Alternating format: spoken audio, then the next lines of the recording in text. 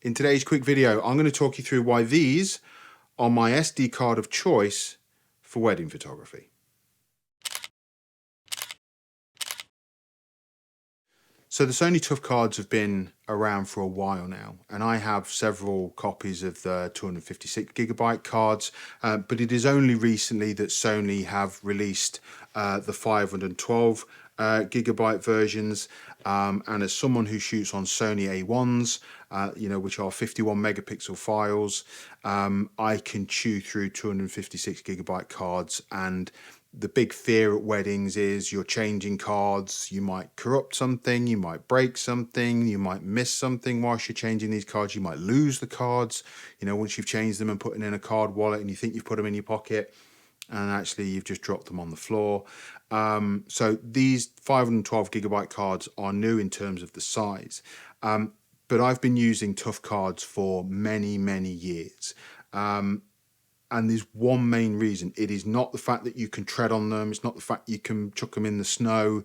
It's the fact that they don't have little prongs on. So I appreciate this is quite difficult to see. But can you see how the connections there? There are no little plastic bits.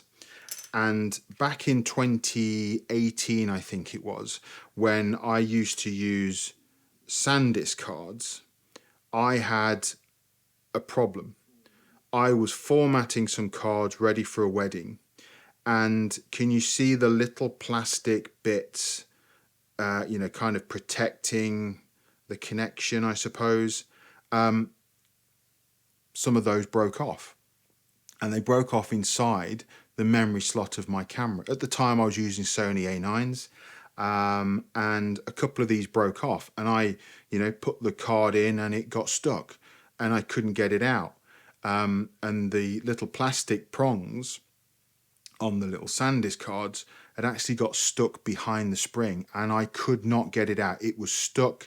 I had to send it off to Sony. Now thankfully I was part of the Sony Pro Photographer program here in the UK, and I was able to get a loaner whilst they fixed it, but the single reason why I choose the Sony Tough cards over the SanDisk and the Lexar cards is because of those little plastic prongs and the fear that they're going to break off. So as an example, this is a Lexar card.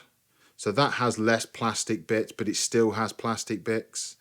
Let me show you the SanDisk ones again. Come on, focus. That's got a lot of plastic prongs on it.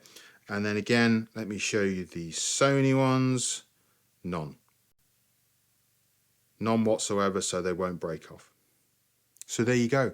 That is the single reason why I choose the Sony Tough cards for my wedding work.